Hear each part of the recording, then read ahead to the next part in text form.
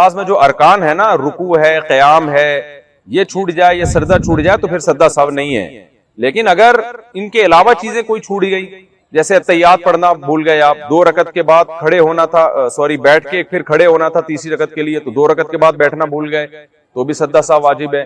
تاخیر ہو گئی، آپ نے اتحیات پڑھی، پھر تیسری رکعت کے لیے آپ کو فرض نماز یا واجب میں یا سنت موقدہ میں کھڑا ہونا تھا تو آپ نے درود شریف پڑھ لیا تو تاخیر ہو گئی، تو ایسی صورت میں سجدہ سہو واجب ہوتا ہے. باقی اس پر کتابیں ملتی ہیں سجدہ سہو کے مسائل پر، بہتر ہے وہ خرید لیں. سجدہ سہو کا صحیح طریقہ کیا ہے؟ محمد صدام انڈیا سے سجدہ سہو کا صحیح طریقہ بتا دیں. بھائی محمد صدام صاحب، سجدہ سہو کا صحیح طریقہ یہ ہے کہ اتحیات مکمل پڑھنے کے بعد دائیں طرف السلام علیکم ورحمۃ اللہ سلام پھیریں، اس کے بعد 2 سجدے کریں جیسے نمازوں میں سجدے کیے جاتے ہیں، پھر دوبارہ بیٹھیں، پھر اتحیات پڑھیں، پھر درود شریف دعا پڑھ کے دونوں طرف سلام پھیر لیں. اس کے علاوہ بھی سجدہ سہو کے کچھ طریقے حدیث میں وارد ہوئے ہیں، تو جتنے طریقے حدیث میں وارد ہوئے ہیں وہ سارے طریقے جائز ہیں. یہ والا طریقہ احناف کے ہاں افضل اور بہتر ہے. تو یہ میں اس لیے کہہ رہا ہوں کہ ایک دفعہ میں نے ایسے کلپ ریکارڈ کروا دیا تھا کہ یہ سجدہ سہو کا طریقہ ہے، تو لوگوں نے حدیثیں لکھ لکھ کے بھیجنا شروع کر دی اور مجھ میں ملامت بھی شروع کر دی کہ دوسرا فلاں طریقہ ہے، فلاں طریقہ ہے. تو کسی کی بات کو سمجھنا چاہیے. میں نے یہ کبھی نہیں کہا کہ وہ دوسرے طریقے ناجائز ہیں، تو اس لیے ان حدیثوں کو ہمارے خلاف آپ حجت کے طور پہ پیش نہیں کر سکتے. تو احناف کا یہ مذہب ہے کہ حدیث میں جتنے طریقے سجدہ سہو کے وارد ہوئے سب جائز ہیں. فقہا کا اختلاف افضلیت میں ہے کہ یہ والا افضل ہے یا وہ والا افضل ہے، تو احناف کے ہاں یہ والا طریقہ زیادہ افضل ہے. کیا سجدہ سہو کے مختلف طریقے ہیں؟ کیا نماز میں ہر قسم کی غلطی میں ایک ہی طرح کا سجدہ سہو کیا جائے گا یا الگ الگ غلطیوں میں الگ الگ طریقے سے سجدہ سہو کیا جائے گا؟ نیز سجدہ سہو کا طریقہ بھی بتا دیں. مسز ملک اسلام آباد سے سجدہ سہو کے حدیث میں مختلف طریقے ہیں اور ان تمام طریقوں پہ عمل کرنا جائز ہے.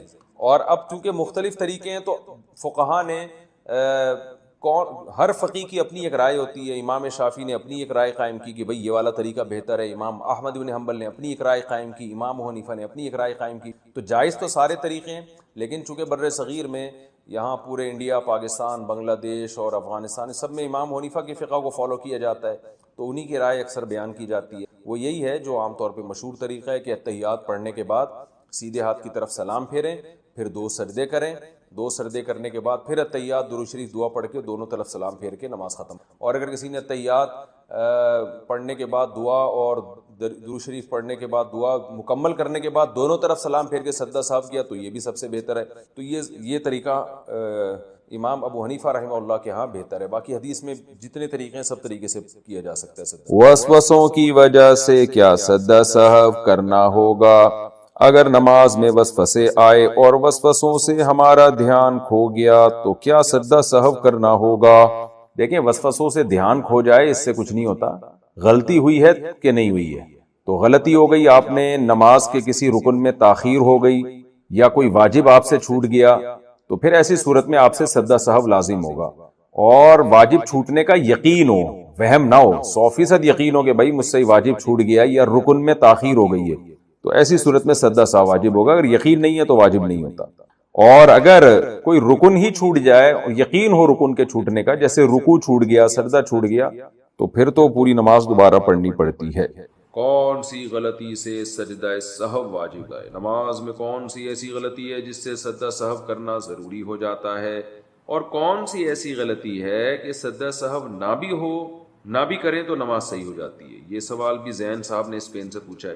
یہ تو پورا آپ نے ایک چیپٹر پوچھ لیا مجھ سے. دیکھیں، نماز میں اگر کوئی واجب چھوٹ جائے تو بھی سجدہ سہو ہے، فرض یا واجب میں تاخیر ہو جائے تو بھی سجدہ سہو ہے، اور ایک رکن کو چھوڑ کر دوسرے رکن میں آپ مشغول ہو جائیں تو بھی سجدہ سہو ہے. میں اس کی مثالیں دے دیتا ہوں. مثال کے طور پر سورہ فاتحہ کے بعد پہلی 2 رکعتوں میں، فرض کی رکعتوں میں سورت ملانا واجب. اگر آپ نہیں ملائی سورت، آپ نے بھولے سے، تو آپ سجدہ سہو کریں گے، نماز ادا. اتحیات آپ بھول گئے تو بھی سجدہ سہو سے نماز ادا ہو جائے گی. اور یہ تو ہے کون سے ارکان آپ بھول گئے، ٹھیک ہے نا، یعنی جو واجب آپ سے چھوٹ گیا. واجب یا فرض میں تاخیر سے بھی سجدہ سہو واجب ہوتا ہے.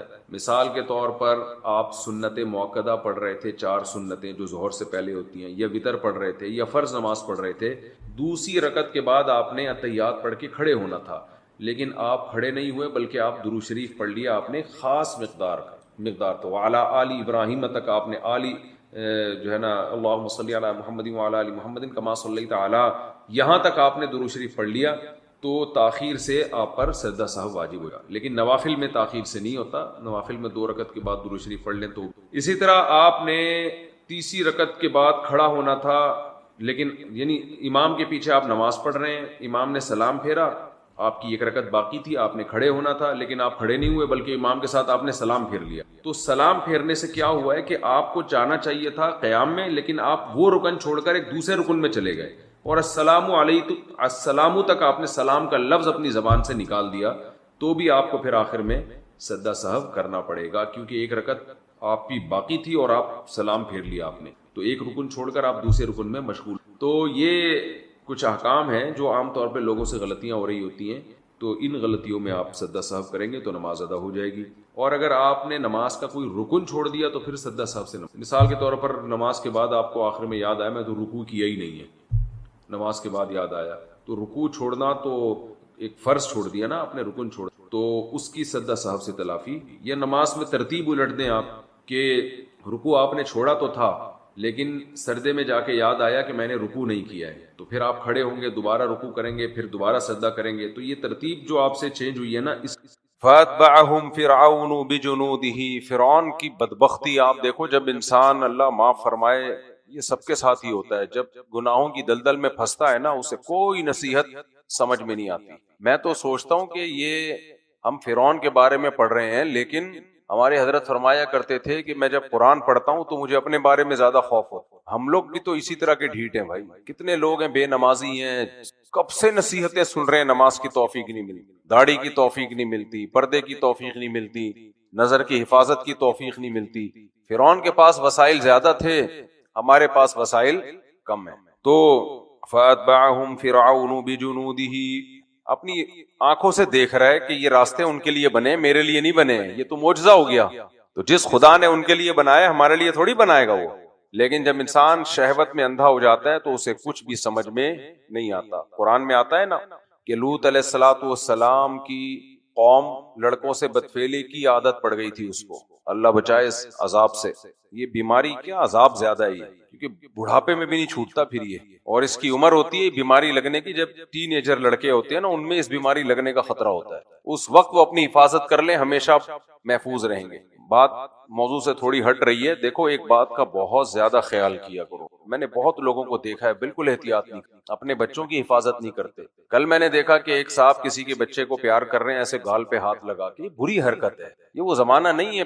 میں نہیں کہہ رہا ان کی نیت پہ ہمیں کوئی شک ہے، کسی بچے کو ہاتھ مت، اپنے بچے کے سوا پیار کرنا ہے بس سر پہ ہاتھ، بس اس سے آگے کسی کو فری نہ ہونے دو.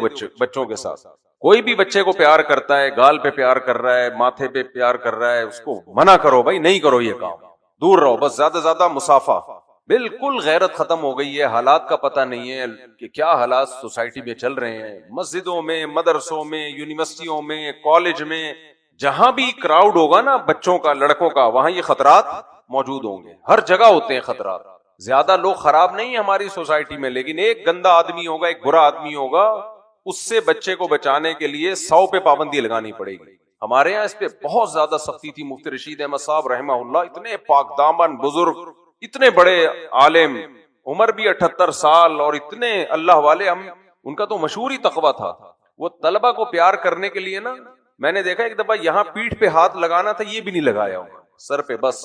حالانکہ ہمیں پتا تھا یہ تو، اور اتنا وہ تو اس عمل کے خلاف تھے.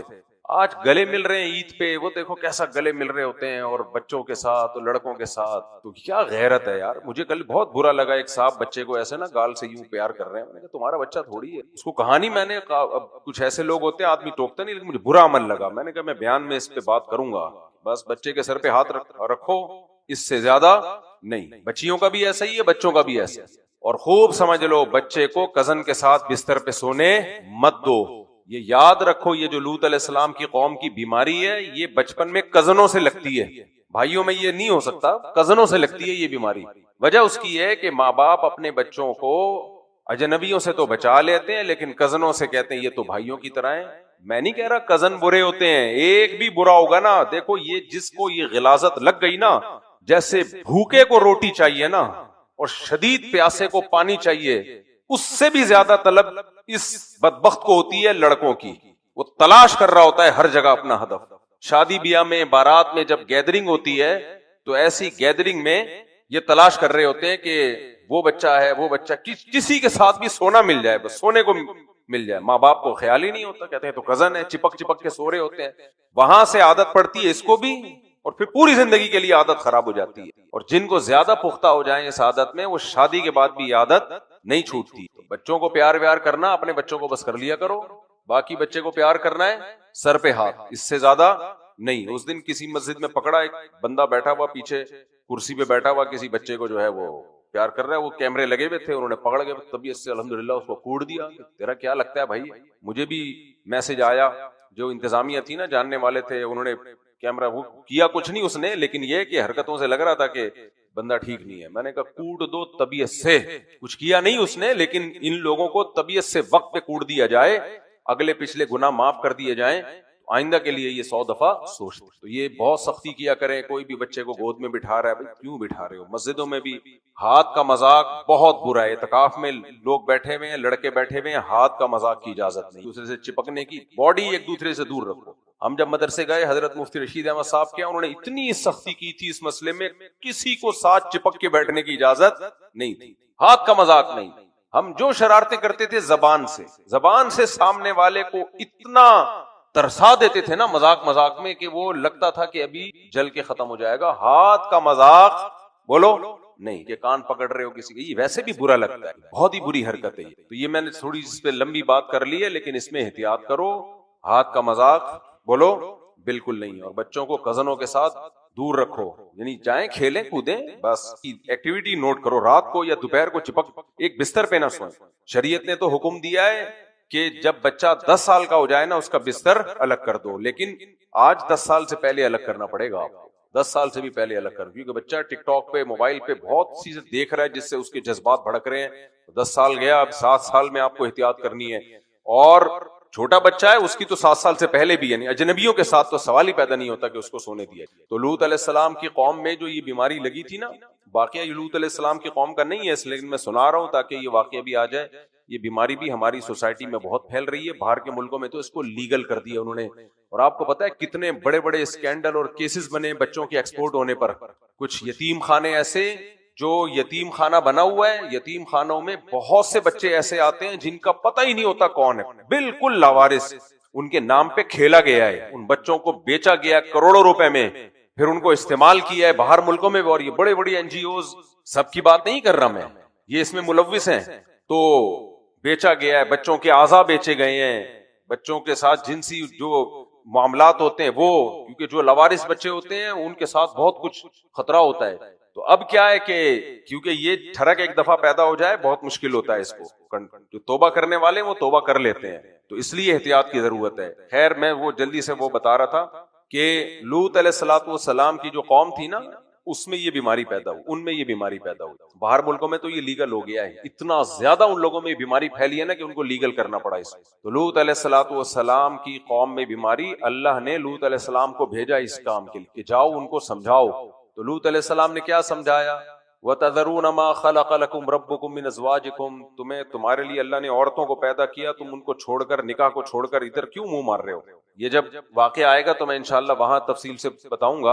ابھی تو صرف اتنا کہ قرآن کہتا ہے کہ جو خوبصورت فرشتے لوط علیہ السلام کے گھر میں انسانی شکل میں، خوبصورت نوجوانوں کی شکل میں آئے نا، تو شہر والے دوڑتے ہوئے آ گئے.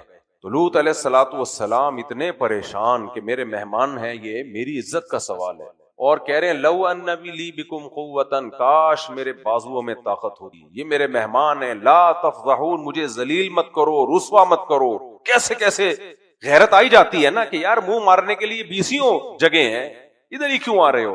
لیکن قرآن کے الفاظ ہیں لعمرک انہم لفی سکرتہم یعمہون.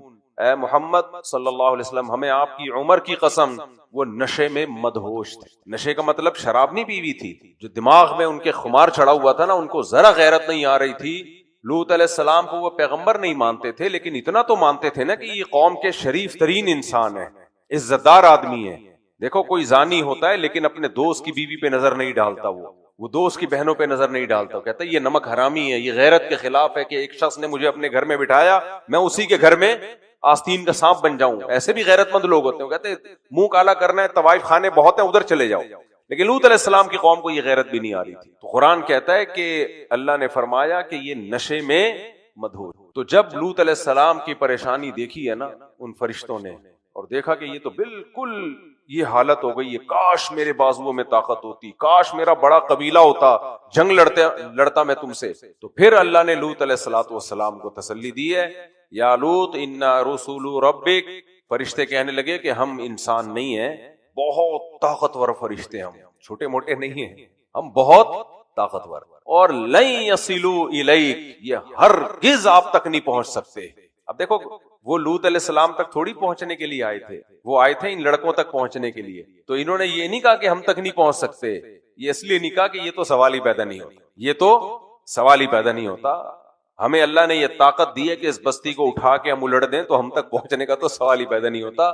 آپ کو جو خطرہ ہے پہلے آپ کو کراس کر کے ہم تک آئیں گے، تو آپ تک بھی ہرگز نہیں پہنچیں گے.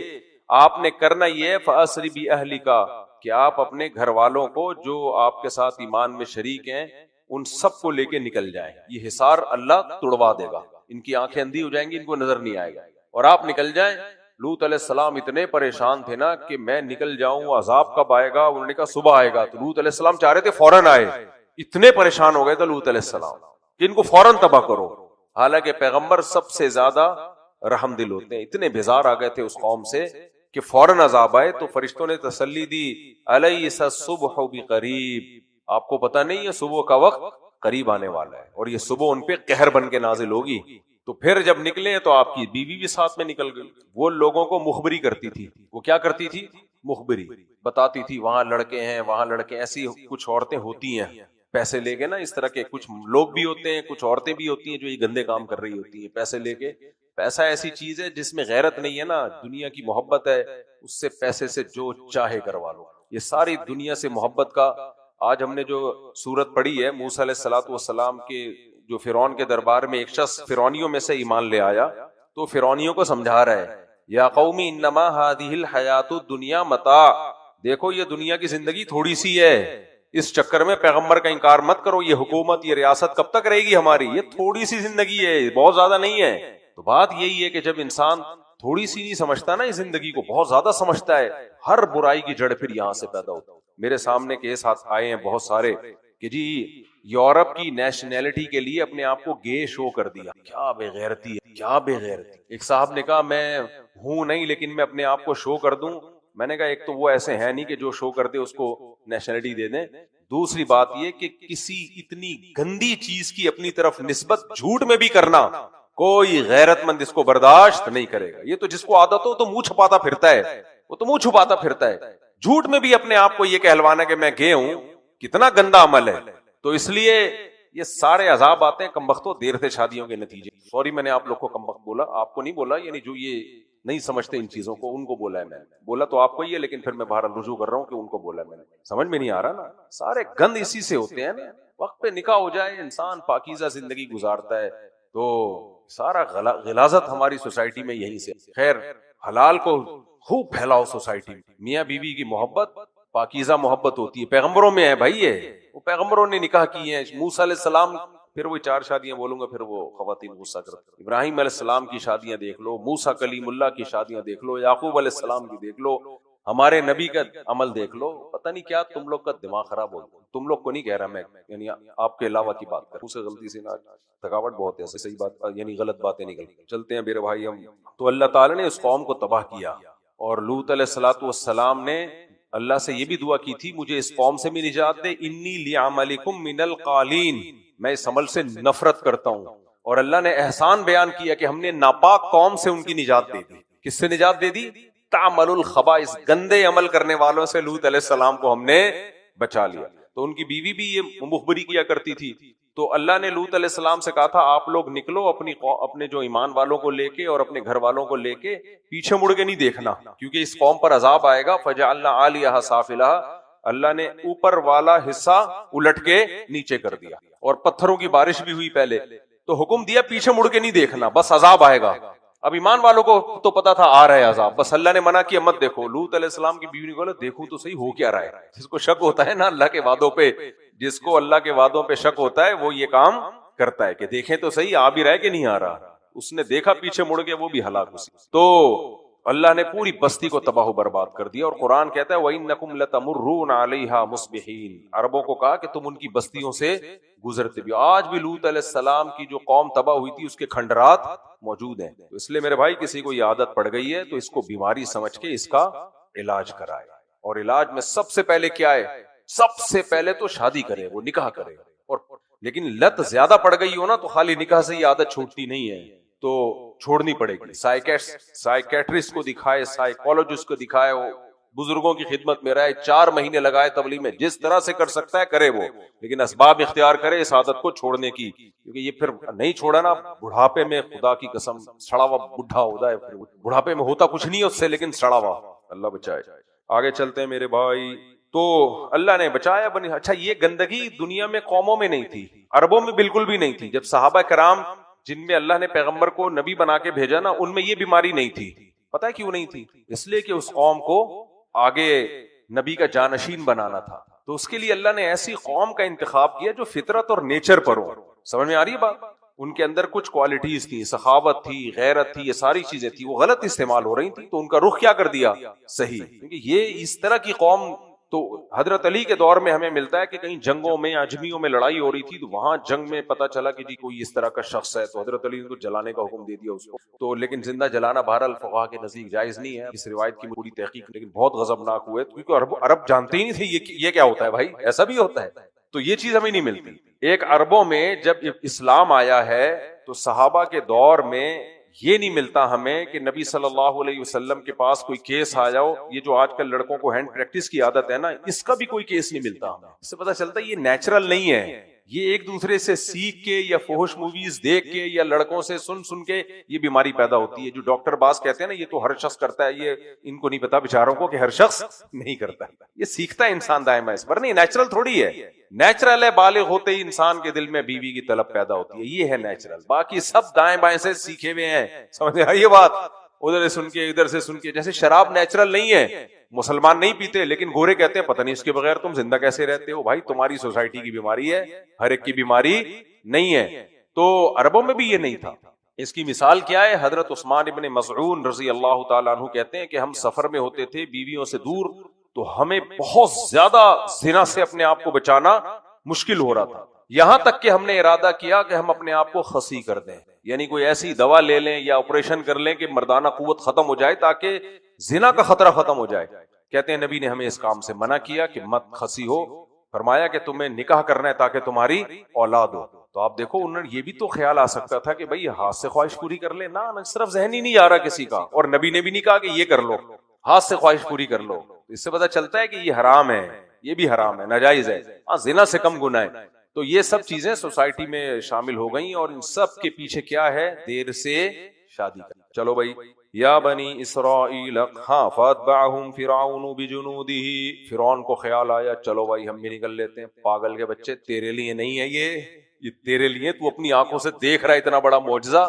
لیکن میں بار بار کیا کہہ رہا ہوں، جب دماغ پہ انسان کے گناہ چڑھتا ہے تو کچھ نصیحت سمجھ میں نہیں آتی. لالچ اور یہ ہوس یہ سب. تو آگے گیا ہے. اللہ تعالیٰ نے بھی انتظار کیا جب تک پورا لشکر سمندر کے بیچ میں نہیں آ گیا نا، پورا لشکر. اور بنی اسرائیل کا آخری فرد بھی جب تک نکل نہیں گیا، لاسٹ پرسن بھی جب تک آؤٹ نہیں ہوا ہے، اور فرعونیوں کا سارا لشکر پانی میں نہیں آیا ہے، اس وقت تک اللہ نے پانی کو ملانے کا حکم نہیں دیا. جیسے ہی بیچ میں آئے اللہ نے سمندر کو حکم دیا. قرآن میں آتا ہے فَكَانَ كُلُّ فِرْقٍ كَالطَّوْدِ الْعَظِيمِ. ایسے پانی آ کے رکا تھا پہاڑوں کی طرح، جیسے جمع ہو رہا ہے نا، ایسے رک گیا. تو فرعونی پورا لشکر آیا، اللہ نے پانی کو ملا دیا. فرعون کو تو ایک غوطہ آیا ہے، جیسے ہی اس کو غوطہ لگا نا پانی میں، اس کو یقین ہو گیا میں مر رہا ہوں. قال آمنت انه لا الہ الا الذی آمنت به بنو اسرائیل. عربی میں ایک ہوتی ہے ضمیر شان. ہو کا مطلب ہر جگہ وہ نہیں ہوتا، یہ پروناؤن ہر جگہ نہیں ہے، بلکہ اس کا مطلب ہوتا ہے قصہ یہ ہے. تو فرعون کہنے لگا، یہ نہیں کہا کہ میں موسیٰ کے رب پہ ایمان لے آیا، میں خدا پہ ایمان لے آیا، یا اجمالی بات کرتا میں ایمان لے آیا. کہتا ہے انہو بات یہ ہے کہ ہمارے استاذ اس کا جب ترجمہ کرتے تھے کہتے تھے جیسے کسی کی دھنائی ہو رہی ہو نا تو کہہ رہے بھائی بات تو سنو. بات یہ ہے کہ ایک منٹ ذرا. وہ ایک دم بات نہیں بتاتا. کیوں نہیں بتاتا؟ اس لیے کہ اس کو پتا ہوتا ہے بات جیسی کمپلیٹ کروں گا ایک تھپڑ اور آئے گا, تو پہلے روک رہا ہوتا ہے کہ بات یہ ہے کہ تاکہ اگلا کہے کہ کوئی ہے بہت ہی کوئی یونیک قسم کی بات کرنے والا ہی ہے, تاکہ اتنی دیر کم از کم چماٹوں سے بچت ہو جائے کہ ایک منٹ سنو تو صحیح بھائی, بات تو سنو یار. وہ کہتا ہے کیا بات ہے؟ پھر کہتا ہے ابھی بتاتا ہوں ذرا ریلیکس. وہ فرعون کا بھی یہی اسٹائل. انہو کہنے لگا, فرشتوں سے کہنے لگا بات یہ ہے کہ ابھی کیوں مار رہے ہو بھائی مجھے. آمنتو میں ایمان لایا اس رب پہ جو بنی اسرائیل کا خدا ہے. کس کا خدا ہے؟ پوری لوکیشن بتا رہا ہے. کیا فرشتوں کنفیوز نہ ہو جانا کہ خدا, پھر کہیں گے تو خدا تو تو خود ہی اپنے آپ کو مانتا ہے. نہیں, وہ خدا جس پر بنی اسرائیل ایمان لائے. اللہ نے کہا آل آنا. اس سے پہلے موسیٰ علیہ السلام نے بد دعا دی تھی فرعون کو, بہت زیادہ ظلم ہو گئے نا. سورہ یونس میں موسیٰ علیہ السلام نے فرمایا ربنا انک آتیت فرعون وملأہ زینۃ واموالا فی الحیاۃ الدنیا. اے اللہ تو نے فرعون کو اور اس کے درباریوں کو دنیا کی زیب و زینت بہت دی ہے, بڑی لگژری لائف دی ہے. لیضلوا عن سبیلک. اس کا نقصان یہ ہو رہا ہے یہ لوگوں کو تیرے راستے سے ہٹ, یہ غریب ہوتے ہیں نا گمراہ نہیں کر پاتے. دیکھو یہ ہمیشہ سے یہ لوگوں کا ایک معیار رہا ہے, وہ دولت مند کو فالو کرتے ہیں, لگژری لائف اسٹائل والوں کو فالو. غریب چاہے حق پر بھی ہوگا نا, وہ کہتے ہیں اگر یہ اتنا یہ حق پر ہے تو یہ سائیکل پہ کیوں آ رہا ہے. اچھا لوگ ویسے بے شک جتنا مرضی بولتے رہے, مولوی لوگ جو ہے گاڑیاں آ گئیں, بنگلے آ گئے, لیکن سنتے اسی مولوی کو ہیں جس کے پاس پیسہ ہے. غریب مولوی کو بھی لفٹ نہیں کراتے, یہ بتا دوں. مولوی بھی ان کو وہی اچھا لگتا ہے جو لش پش اور ٹھش پش باتیں کرتا ہو. جو بیچارے سادہ سے مولوی ہیں نا, کتنا علم ان کے پاس ہو, بس ویسے کہیں گے مولوی سادہ ماشاءاللہ نیک, سنتے نہیں ہے, کہتے ہیں یہ اس کو کیا پتا یار, اس کو کیا پتا. رکشے میں آ رہا تھا اس دن, چینچی پہ بیٹھا ہوا جا رہا تھا, اس کو کیا پتا. تو یہ دماغ میں ایک ویسی ایک پتہ نہیں کہاں سے سوئی ادھر آ کے لوگوں کی سوئی اٹک گئی ہے کہ لوگ سمجھتے ہیں گاڑی ہے, بنگلہ ہے اور لگژری لائف ہے, کیا ہوگا یہ. اچھا ایک اصولی بات یاد رکھو, یہ ایک حقیقت ہے کہ غربت سے انسان کی جو مینٹیلٹی ہے وہ لو ہوتی ہے. یہ بھی ایک گراؤنڈ ریئلٹی ہے, یہ حقیقت ہے. غربت سے کیا ہوتا ہے, غریب آدمی کے اندر کچھ وہ کوالٹی نہیں ہوتی جو کس میں ہوتی ہیں, امیر میں. امیر میں استغنا ہوتا ہے, اس کی سوچ کیا ہوتی ہے, یہ ایک حقیقت ہے. کیوں اونچی ہوتی ہے؟ اس لیے کہ پیٹ بھرا ہوا ہے, اس کا استغنا ہے نا اس میں. غریب بیچارہ سارا دن کس میں لگا رہے گا کہ پیٹ بھر جائے میرا, تو اس کی وہ آگے سوچ جاتی نہیں ہے. لیکن یہ قاعدہ کلیہ نہیں ہے, سمجھ میں آ رہی ہے بات, یہ قاعدہ کلیہ نہیں ہے. کلیہ کیوں نہیں ہے قاعدہ؟ اس لیے کہ بعض لوگ غریب ہو کے علم کی جو ان کے پاس دولت ہوتی ہے نا, اس علم نے ان کے اندر احساس برتری پیدا کر دیا ہوتا ہے. نالج یہ بھی تو ایک دولت ہے نا. تو میں نے ایسے علماء بہت دیکھے ہیں جو بہت سے بھی زیادہ غریب, لیکن نالج اتنی ہے کہ اس نالج نے ان کو سپیریئر بنا دیا ہے. اب ان کی طبیعت میں استغنا ہے, کیونکہ وہ ان کو پتا ہے, ہمیں پتا ہے, اس کو پتا نہیں ہے. تو ایسے غریب کو جس کے پاس نالج ہو, پھر اس کو محض غربت کی بیس پہ آپ یہ کہیں کہ اس بیچارے کو کیا پتا, یہ غلط ہے. اس کا مطلب آپ نے دولت ہی کو مقصود بنا لی ہے. تو پیغمبروں کو یہ جو غربت کے تانے ملے ہیں نا, وہ اسی بیس میں ملے ہیں کہ آپ کے پاس تو کچھ بھی نہیں ہے. وہ یہ نہیں دیکھ رہے کہ بھائی ان کے پاس جو نالج ہے, ان کی باتیں سنو, ان کا استغنا بھی تم سے زیادہ, ان کے پاس نالج بھی تم سے زیادہ ہے. تو ویسے جرنلی یہ بات درست ہے کہ جو پیسے والے لوگ ہوتے ہیں ان کا دماغ تھوڑا سا ہائی ہوتا ہے, کیونکہ جب آپ کا پیٹ ہی نہیں بھرا ہوا, آپ کے خرچے پورے نہیں ہو رہے, تو آپ کو سوچنے کا موقع کہاں ملے گا. آپ تو بس یہی دیکھو گے یار ٹماٹر کا ریٹ کیا چلتا, کہاں بڑی بڑی باتیں آپ کے دماغ میں آئیں گی, کہاں. اس لیے اپنی طرف سے جان کر غریب بننے کی کوشش نہیں کرنی چاہیے. اپنی طرف سے کوشش کرے, پیسہ آئے, پھر نہیں آئے تو اللہ اسی میں خوش رکھے, پھر علم کو فوکس کریں اور استغنا پیدا کریں. تو یہ کرنا چاہیے. آگے چلتے ہیں میرے بھائی. فَأَتْبَعَهُمْ فِرْعَوْنُ بِجُنُودِهِ فَغَشِيَهُمْ مِنَ الْيَمِّ مَا غَشِيَهُمْ. تو فرعون نے کیا کہا, آمنتُ أَنَّهُ. ہاں میں مثال دے رہا تھا, قرآن کی آیت پڑھ رہا تھا. موسیٰ علیہ السلام نے اللہ سے کیا دعا مانگی, حضرت ہارون علیہ السلام اور موسیٰ علیہ السلام نے مل کے, اللہ تو نے فرعون کو جو دولت دی ہے نا, اس کی وجہ سے لوگ گمراہ ہو رہے ہیں, پیسہ سارا اس کے پاس ہے اور مجھے تانے دیتا ہے. لولا القی علیہ اسورۃ من ذہب. آپ کے پاس سونے کے کنگن کیوں نہیں ہیں, آپ کے محلات کے نیچے سے نہریں کیوں نہیں بہتی ہیں, مسکین ہیں. مجھے مسکنت کے تانے, غربت کے تانے اور خود عیاشی والی زندگی, تو دلائل کی دنیا میں میرا پلڑا بھاری ہے، لیکن لوگ دلائل سے متاثر نہیں ہوتے، لوگ لائف کو دیکھتے ہیں۔ تو اے اللہ ربنا اطمس علی اموالہم واشدد علی قلوبہم، اے اللہ ان کے مال کو برباد کر دے، فرعون کے چھین لے ان سے یہ نعمتیں۔ اور دوسرا، موسیٰ علیہ السلام اتنا بیزار تھے فرعون کے ظلم سے کہ ان کو یہ اب ایک وقت تک تو موسیٰ علیہ السلام نے کوشش کی فرعون ایمان لے آئے، لیکن بار بار دیکھ رہے ہیں نا معاہدے توڑ رہا ہے، ظلم کرتا چلا جا رہا ہے، تو پھر اللہ سے بد دعا کی، واشدد علی قلوبہم، اے اللہ اس کے دل پہ مہر لگا دے، فلا یؤمنوا حتی یروا العذاب العلیم، تیرا دردناک عذاب دیکھنے سے پہلے یہ ایمان نہ لے کر آئے۔ موسیٰ علیہ السلام کو خطرہ تھا کہ اللہ تو معاف کرنے والا ہے، ایسا نہ ہو کہ فرعون اینڈ میں ایمان لے آئے اور سارے اگلے پچھلے گناہ معاف ہو جائیں، تو یہ جو ہماری قوم پہ ظلم ہوا اس کا انتقام کون لے گا؟ سمجھ میں آ رہی ہے بات کہ نہیں آ رہی ہے؟ وہ جانتے تھے نا اللہ کا اپنا اصول میں بہت پکا ہے کہ جو مرنے سے پہلے عذاب دیکھنے سے پہلے توبہ کر لے گا اس کے سارے گناہ معاف۔ موسیٰ علیہ السلام سے زیادہ کون بھی جانتا ہوگا اس حقیقت؟ حدیثوں میں آتا ہے 100 انسانوں کے قاتل نے توبہ کی ہے مرنے سے پہلے اور اللہ نے اس کو معاف بھی کیا، جنت میں داخل بھی کیا۔ 100 انسانوں کا قتل کتنا بڑا جرم ہے۔ ایسے لوگ بھی ہیں 99 سال تک کفر کی زندگی میں رہے، بت پرستی کرتے رہے، مرنے سے ایک دن پہلے توبہ کر لی، قصہ کیا ہو گیا ہے بھائی؟ حضرت ابو ہریرہ رضی اللہ عنہ کہتے ہیں ایک شخص آیا، دشمن کی صف تھے، مشرک تھا، وہ کافر تھا، لڑائی کے لیے سامنے کھڑا ہوا تھا، نبی کے پاس آیا کہ اگر میں اسلام لے کے آتا ہوں تو میں پہلے اسلام لے کے آؤں یا پہلے لڑائی لڑوں آپ کے ساتھ مل کے؟ آپ نے فرمایا کہ اسلام قبول کرو۔ اس نے اسلام قبول کیا۔ غالباً حدیث کے الفاظ یہ ہیں کہ میں اگر اسلام لاؤں اور مارا جاؤں تو کیا ہوگا؟ فرمایا شہادت ہوگی، جنت میں جاؤ گے۔ میں نے کہا ٹھیک۔ اسلام قبول کیا، ادھر سے آیا تھا لڑنے کے لیے، ادھر سے لڑنا شروع کر دیا اور لڑائی میں شہید ہو گیا۔ تو آپ صلی اللہ علیہ وسلم نے فرمایا عامل قلیلا واجر کثیرا، عمل بہت تھوڑا کیا، کما بہت زیادہ لیا۔ حدیث میں آتا ہے بعض لوگ نا جنت برے اعمال کرتے کرتے جہنم کے ایک بالش قریب ہو جاتے ہیں اور پھر جاتے کہاں ہیں؟ جنت میں۔ اور بعض الٹا بھی ہے، نیک اعمال کرتے کرتے ان میں اور جنت میں ایک بالش کا فاصلہ رہ جاتا ہے، پھر ان کی بدبختی غالب آتی ہے اور ایسا الٹا عمل کرتے ہیں کدھر کو چلے جاتے ہیں؟ جہنم۔ اس الٹے عمل میں یہ کہ کفر کر دیا، خلاف شریعت وصیت میں بھی یہی ہے، حدیث میں اس پر بھی اس طرح کی وعید ہے کہ شریعت کے خلاف وصیت کر دی، محروم کر دیا کسی کو، حالانکہ وہ وصیت نافذ نہیں ہوتی، لیکن اس نے تو کوشش کی نا، بھائی جاتے جاتے ظلم کر کے جا رہا ہے، جاتے ہوئے تو کوئی اچھا کام کر کے جاتا۔ تو آخری عمل کی بڑی حیثیت ہوتی ہے کہ آپ اینڈنگ میں کیسے تھے، آخری عمل آپ کا کیسا چل رہا تھا۔ تو وہ جو تھے نا صحابی ادھر آئے اور گئے اور شہید ہو گئے۔ تو حضرت ابو ہریرہ فرماتے تھے کہ ہم پوچھا کرتے تھے کہ بتاؤ کون ایسا شخص ہے جس نے نہ کبھی نماز پڑھی، نہ زکوٰۃ دی، نہ روزہ رکھا، گیا کہاں ہے؟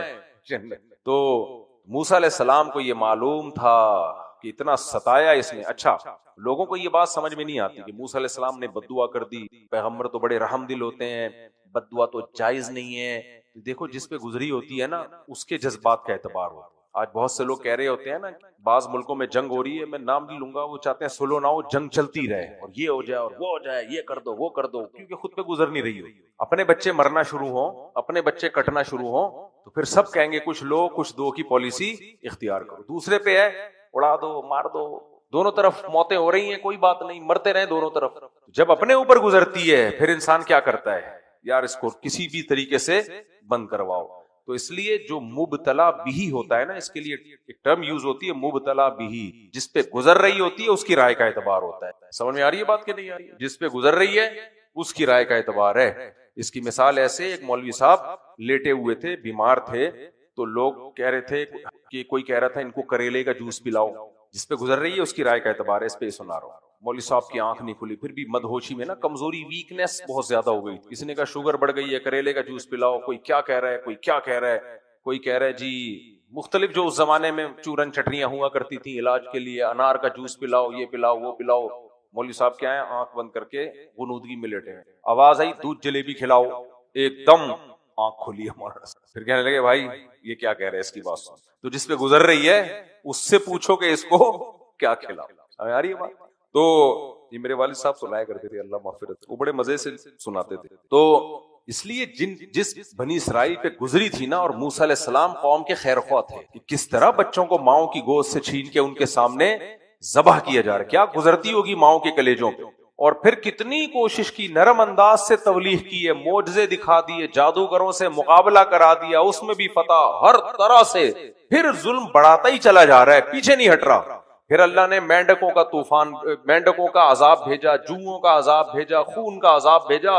جب کوئی عذاب آتا موسیٰ علیہ السلام سے کہتا آپ دعا مانگو یہ عذاب ٹل جائے، ہم ایمان لے آئیں گے، دعا مانگتے عذاب ٹلتا، پھر پیچھے ہٹ جاتے۔ تو قرآن کہتا ہے فانتقمنا منہم، ہم نے بھی انتقام لیا، اور موسیٰ علیہ السلام کا انتقام کیا تھا بد دعا۔ تو بعض دفعہ ظالم کے لیے بد دعا کرنا یہ اپنی قوم کے ساتھ رحمت ہوتی ہے۔ تو موسیٰ علیہ السلام کو معلوم تھا کہ یہ کہیں اب اگر توبہ کر لی اللہ تو سب معاف کر دے گا اس کے، تو اللہ معافی نہیں چاہیے۔ تو یہ نہیں کہا کہ اللہ توبہ کرے بھی تو بھی معاف نہ کرنا، کیونکہ موسیٰ علیہ السلام کو معلوم تھا یہ دعا قبول نہیں ہوگی۔ کتنی زبردست اللہ کی رحمت ہے نا، کہ حضرت موسیٰ کو یہ معلوم تھا کہ یہ توبہ کرے گا اور اللہ معاف نہ کرے یہ دعا قبول نہیں ہوگی۔ قاعدہ اللہ کا یہی ہے، جو توبہ کرے گا معافی ہے۔ قرآن کے الفاظ دیکھو، من یعمل سوءا او یظلم نفسہ ثم یستغفر اللہ، کیا خاندانی الفاظ ہیں۔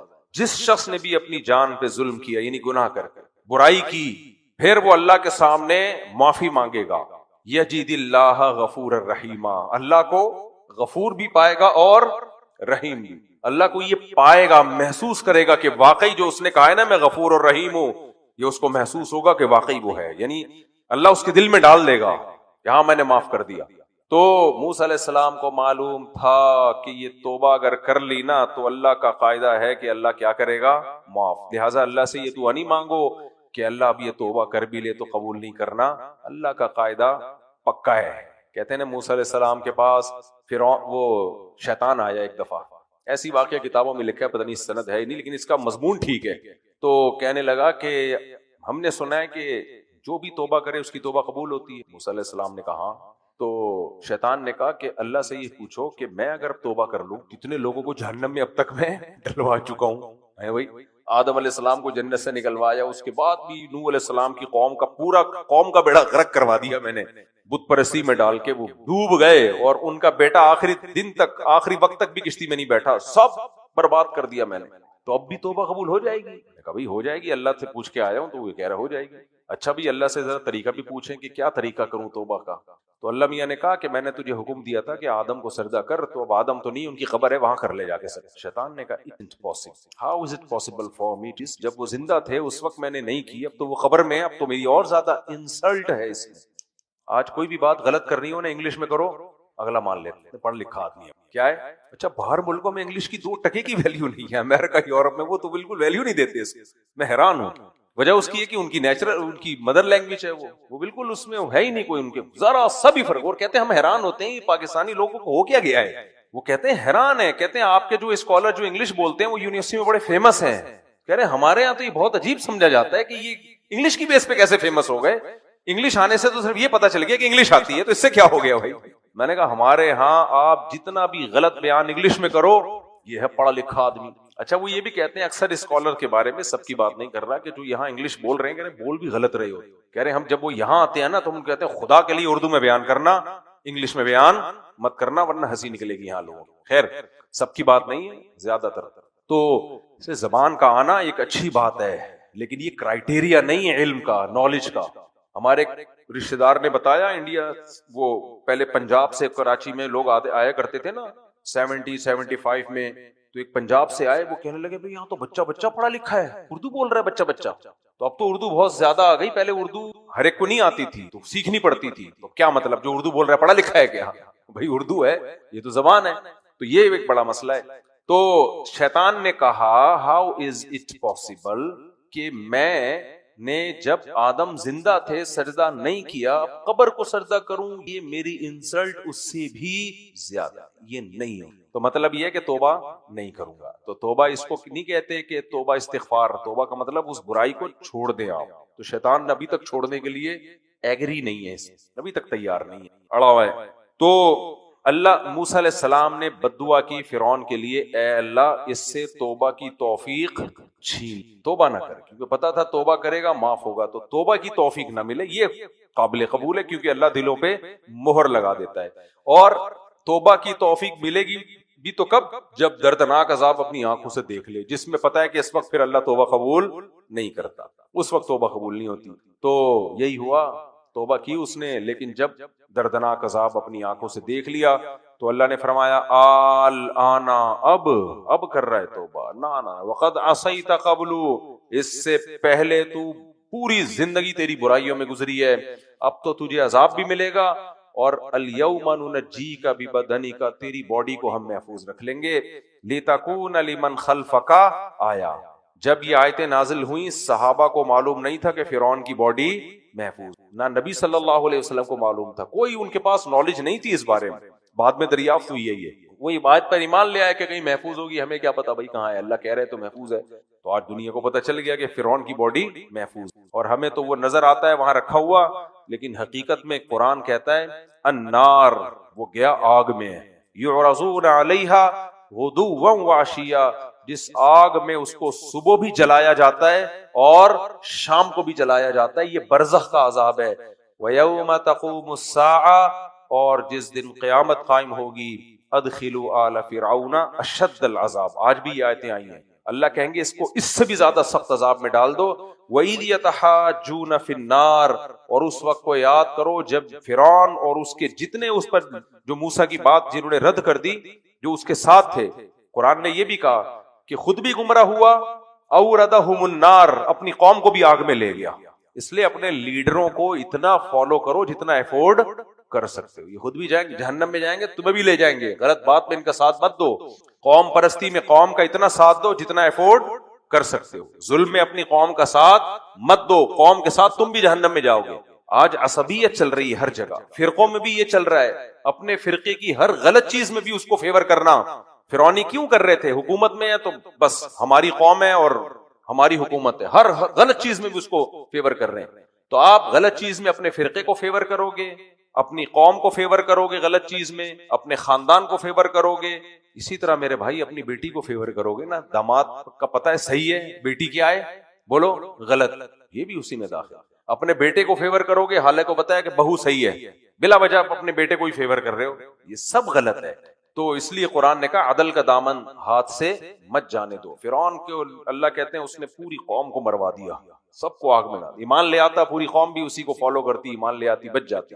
اوردہم النار، تو اللہ کہتے ہیں وَإِذْ يَتَحَاجُّونَ فِي النَّارِ، اس وقت کو یاد کرو جب یہ جہنم میں چیخ رہے ہوں گے، بحث بازی کر رہے ہوں گے، اور اِذْ يَتَحَاجُّونَ فِي النَّارِ فَيَقُولُ الضُّعَفَاءُ لِلَّذِينَ اسْتَكْبَرُوا، کمزور لوگ اپنے بڑوں سے کہہ رہے ہوں گے اِنَّا كُنَّا لَكُمْ تَبَعًا، کہ ہم تو تمہارے تابع تھے، فَهَلْ أَنْتُمْ مُغْنُونَ عَنَّا نَصِيبًا مِنَ النَّارِ، تمہاری وجہ سے ہم جہنم میں آئے ہیں، تو کیا ایسا کر سکتے ہو کہ کچھ طاقت استعمال کر کے، کچھ سفارش کروا کے اس آگ کو ہم سے کم کر دو، اس کو ہم سے کیا کر دو، ہم سے بچا لو، یہ اس عذاب میں کمی کروا لو۔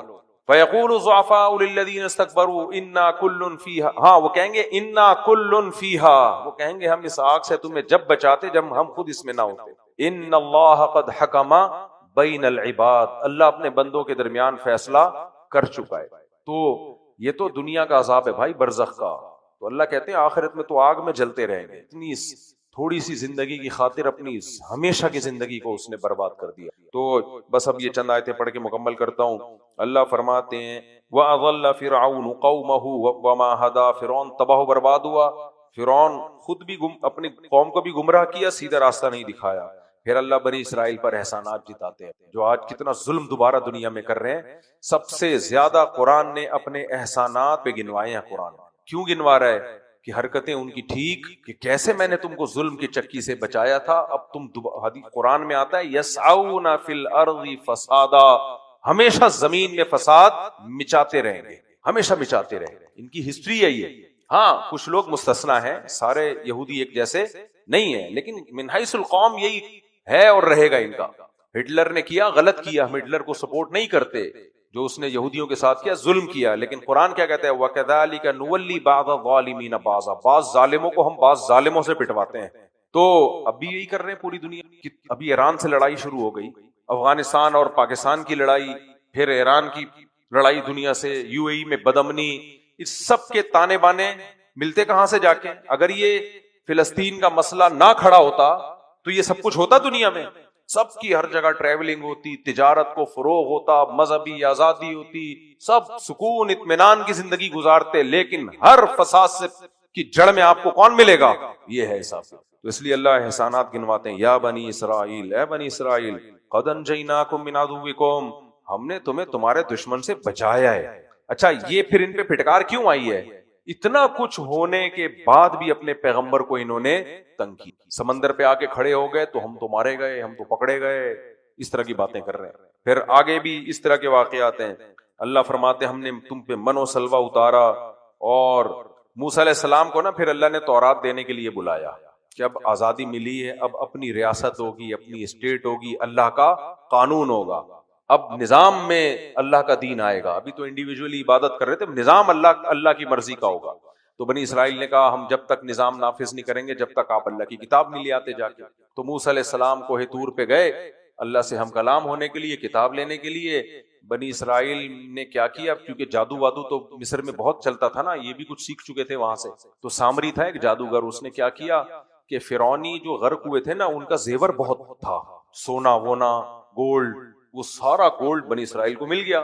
تو اس نے کیا کیا، وہ سارے گولڈ کو جمع کر کے ایک بچڑا بنایا۔ کیا بنایا؟ اور اس میں ایسی کوئی سائنس تھی، اس کی کوئی ایسی سائنس کی کہ وہ بچڑا باقاعدہ آواز نکالتا تھا، جیسے گائے کی آواز نہیں ہوتی، کوئی ٹیکنیکل سسٹم کر دیا ہوگا اس نے، یا کوئی جادو ہوگا۔ اور وہ لیا اس نے، وہاں سے مٹی اٹھائی جو اس بچڑے میں ملائی، جہاں سے جبریل علیہ السلام جو فرشتے تھے نا ان کے گھوڑوں کی ٹاپیں۔ تو اس نے دیکھا اس گھوڑے کے جو پاؤں ہیں اس میں کوئی خاص برکت ہے یا کیا ہے، اب قرآن نے زیادہ ڈیٹیل ہمیں نہیں بتائی ہے۔ اور وہاں سے اس نے وہ مٹی اٹھائی جہاں جبریل علیہ السلام کے گھوڑے کے پاؤں لگے تھے، وہاں سے مٹی اٹھا کے اس سونے کو پگھلا کے ڈالی ہے، پتہ نہیں کیا کیا ہے، بیل کی آوازیں آنا شروع، اور پھر کہنے لگا ھذا الہکم و الہ موسیٰ، یہ ہے تمہارا بھی معبود اور موسیٰ کا بھی، اس کی عبادت کرو۔ کیا کرو؟ چونکہ مشرک لوگوں کے ساتھ رہتے رہتے نا شرک سے انسیت سی ہو گئی تھی۔ بہت اہم پوائنٹ کی بات ہے، اللہ کرے کھوپڑی شریف میں اتر آئے۔ ہمارے حضرت فرمایا کرتے تھے کچھ لوگ مزاج کے توحیدی ہوتے ہیں۔ کس کے توحیدی؟ مزاج۔ اور کچھ لوگ مزاج کے مشرک ہوتے ہیں، عملی طور پہ وہ موحد ہوں گے، توحید پرست، مزاجن کیا ہوتے ہیں؟ مشرک، یعنی شرک والی باتیں ان کو اپیل زیادہ کرتی ہیں۔ اور کچھ مزاج کے توحیدی ہوتے ہیں، ان کو توحید ویسے ہی ذاتی طور پہ پسند ہوتی ہے۔ اسی طرح کچھ مزاج کے بدعتی ہوتے ہیں، وہ پریکٹیکلی بدعت نہ کریں لیکن ان کو بدعتیں اٹریکٹ کرتی ہیں، چاہتے ہیں کچھ نیا ہوتا رہے، کچھ حلوے مانڈے، کچھ یہ، کچھ مزار پہ کچھ فلانا، کچھ ڈھمکانا۔ قرآن و سنت یہ کہ بھئی قرآن میں نہیں، حدیث میں، ان کو عجیب سا لگتا ہے، یار یہ کیا باتیں کر رہے ہیں، قرآن و سنت میں نہیں ہے تو کیا ہو گیا، نیکی کا کام ہے، کچھ نہ کچھ ہونا چاہیے۔ سمجھ میں آ رہی ہے بات؟ کچھ میلے ٹھیلے، کچھ رنگینیاں، ایسا خوش کا ساتھ دیوبندیوں کا اسلام بالکل، دیوبندی بھی آج کل بہت سے بدعتی ہیں، ایسے وہابڑے، نہ فاتحہ، مر گیا، سنت کے مطابق کفن دیا، غسل، کفن، دفن، نہ فاتحہ، نہ قرآن خوانی، نہ حلوے، نہ مانڈے، ابے مر گیا مردود، نہ فاتحہ نہ درود۔ یہ کیسی میت ہے یار، تو محبت ہی نہیں ہے ماں باپ سے۔ تو ان کا مزاج یہ ہوتا ہے کہ ان کو یہ چیزیں پسند ہی نہیں ہوتی۔ ہمارے حضرت تو اس پہ بہت سخت تھے، مفتی رشید احمد صاحب رحمہ اللہ، انہوں نے تو وصیت کی تھی میں مر جاؤں گھر پہ بھی نہیں آئے کوئی بات نہیں، مر گیا کوئی ایسی بات نہیں ہے، سب نے مرنا ہے، ہم بھی مر گئے، بس قریبی جو بیٹے بہو ہے وہ بس تعزیت کر رہے ہیں اور پتلی گلی سے لے۔ فرمایا میری اہلیہ کا اگر پہلے انتقال ہو گیا، ادھر کسی کو گھسنے کی ضرورت، بس وہیں سے فون پہ یا چند لوگ آ کے تعزیت کریں، پتلی گلی سے نکلیں، کوئی بات نہیں۔ مزاج ہے نا یہ، یار کام کے لوگ ہیں یہ، تھوڑی کہ اب مر گئے تو بھڑ ہاں بہن، وہ جو ہوتی ہے نا خاتون کے شوہر مر گئے تھے تو پڑوسن نے آ کے تعزیت کر رہی تھی، بہن منع کے ابا کیا کرتے تھے، تو انہوں نے کہا وہ کہ عورتوں کو دیکھتے تھے، یعنی تعریف کر رہی ہیں، کبھی نگاہ بھر کے کسی عورت کو انہوں نے نہیں دیکھا، بڑے چل رہی ہوتی ہیں۔ اچھا خواتین کے ہاں یہ ہوتا ہے کہ جب میت پہ نہ جاتی ہیں تو ان کی شاپنگ کی باتیں میت پہ بھی چلتی ہیں، تو شوہر مر گیا، ہائے ہائے منع کے ابا بہت اچھے، بہن یہ دوپٹہ کہاں سے خریدا تم؟ وہ پھر وہ جو بیوہ ہے نا وہ روتے روتے بس کیا بتاؤں، اس دن آئے اتنا کھایا کہ صبح پولیس سے بھی نہیں اٹھے، پھر کھا اتنا زیادہ لیا تھا منع کے ابا نے کہ صبح پولیس سے بھی نہیں اٹھے، بولٹن مارکیٹ سے خریدا تھا میں نے۔ پھر وہ پورا پروگرام چل رہا تھا، اللہ یہ تو بہت افسوس ہوا، اتنی جوانی میں چلے گئے، ہاں وہاں ذرا سستا مل جاتا ہے، رونا دھونا اور خرید و فروخت ساتھ ساتھ چل رہی ہوتی۔ خیر میں کیا کہہ رہا تھا یار، یہ دائیں بائیں میں بہت نکل رہا ہوں آج۔ ہاں وہ بچڑے کی بات کر رہا تھا، نہیں یہ اس سے پہلے کوئی بات تھی۔ ہاں مزاج کے بدعتی، مزاج کے بدعتی کا مطلب کچھ لوگ مزاج کے بدعتی نہیں ہوئے، جیسے مجھے نا عاملوں سے کبھی بھی متاثر ہوا ہی نہیں، میں میرے میں سافٹ ویئر ہی نہیں ہے بچپن سے ہی.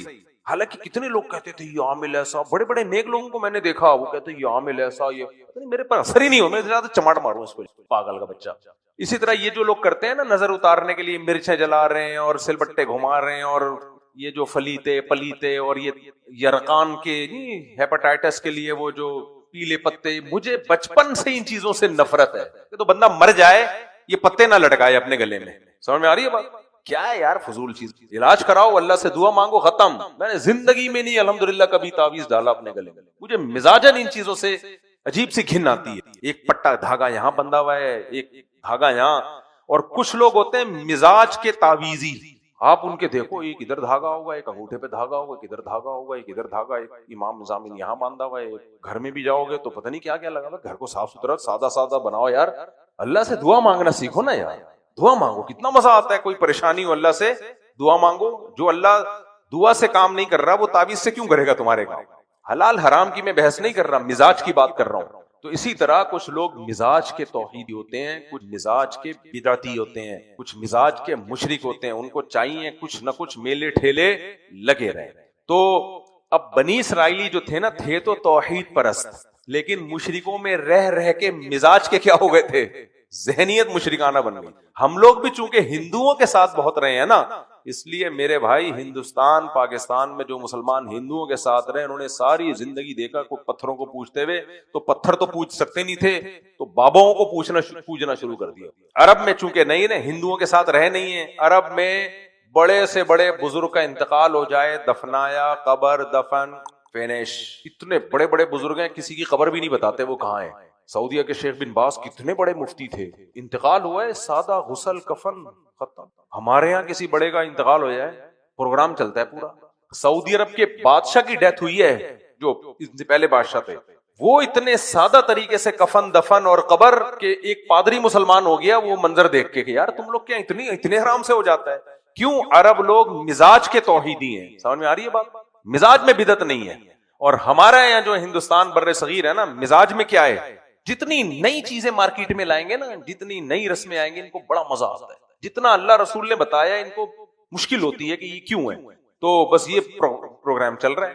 تو بنی اسرائیل بھی مشرکوں میں رہ رہ کے کیا بن گئے تھے, مزاج کے مشرک. تو انہوں نے کہا موسیٰ علیہ السلام تو فی الحال گئے ہوئے, فی الحال اب عبادت تو کرنی ہے, نماز کے پورا تفصیلی طریقہ تو جب تک آئے گا, تو فی الحال اسی کو شروع کر دیں. کیا خیال ہے؟ تو وہ کیونکہ آواز نکال رہا ہے تو کچھ خدا کی کوئی روح آئی. مشرک نا پھر تعویلات کرتا ہے, ہم تو اصل میں تو اسی کو مانتے ہیں لیکن اس میں روح آئی ہوئی ہے خدا. ہم تو اصل میں مانتے ہیں اللہ کوئی ہے, لیکن جب یا رسول اللہ مدد کہتے ہیں تو بھائی اللہ نے اپنے نبی کو بھی تو کچھ اختیارات دیے ہوئے ہیں بھائی. کیوں اللہ نے کہیں کہاں کہا کہ میں نے اختیارات دیے ہوئے ہیں, تو بھائی کیا مطلب اللہ کے نبی کو کی حیثیت ہی نہیں ہے. بھائی اللہ کے نبی کی یہ کم حیثیت ہے کہ وہ نبی ہیں, اللہ کے پیغمبر ہیں, یہی بہت بڑی حیثیت ہے. لیکن بس جو توحیدی ہوتا ہے وہ کہتا ہے اس کو پسندی. آج جو آیتیں آئی ہیں نا ان میں یہ بھی آیا ہے, قرآن کہتا ہے وَإِذَا ذُكِرَ اللَّهُ وَحْدَهُ اشْمَأَزَّتْ قُلُوبُ الَّذِينَ لَا يُؤْمِنُونَ بِالْآخِرَةِ, کہ جب ان مشرکین کے سامنے صرف اللہ کا نام لیا جاتا ہے ان کے دل تنگ ہونا شروع کہ یہ کیا ہو رہا ہے, صرف اللہ کی. لیکن جب اللہ کے ساتھ دوسروں کا نام لیا جائے چہروں پہ ان کے کھلکھلاہٹ.